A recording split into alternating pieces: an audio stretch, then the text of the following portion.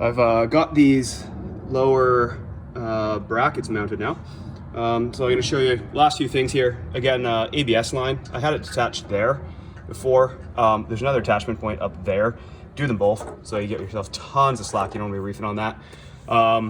The emergency brake line, I actually had to detach the mounting point for that, which is right back there. That allows this to play, so I can slide the whole axle back and then get it into place.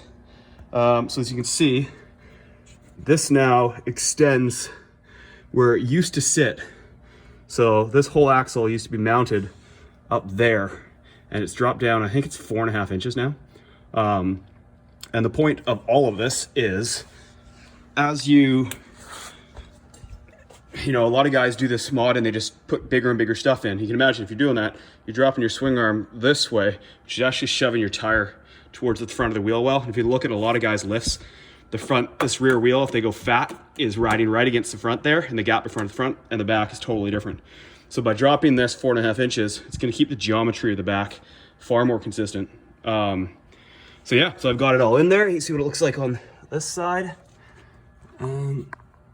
It's fit in there, and I'm reasonably confident in how sturdy that is.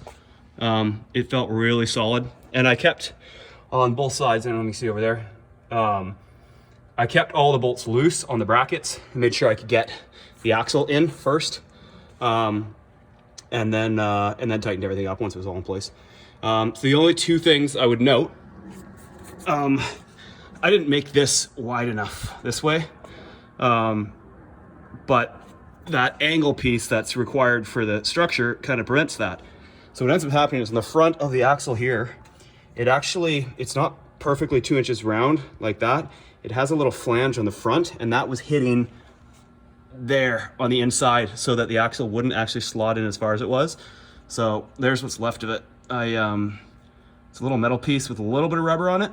You can tell it's not too much to it, so I figured I could just hack it off. So I just grabbed a reciprocating saw and chopped those things off, and then rounded them out with the angle grinder with a flap disc on it to make it nice and clean. So they're in there now.